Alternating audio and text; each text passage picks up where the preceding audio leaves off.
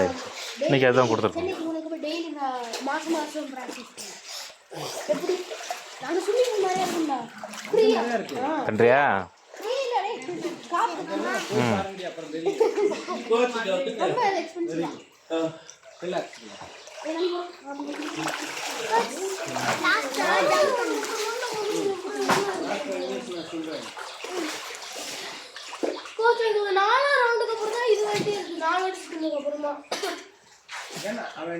என்ன டெக்னிக் சொல்லி கொடுத்தேன்?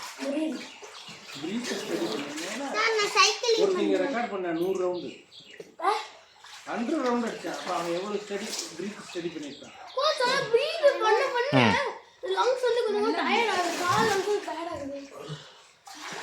கோச் நான் சைக்கிளிங் பண்றேன். நான் சொன்னாங்க நீ பேசி முடிச்ச.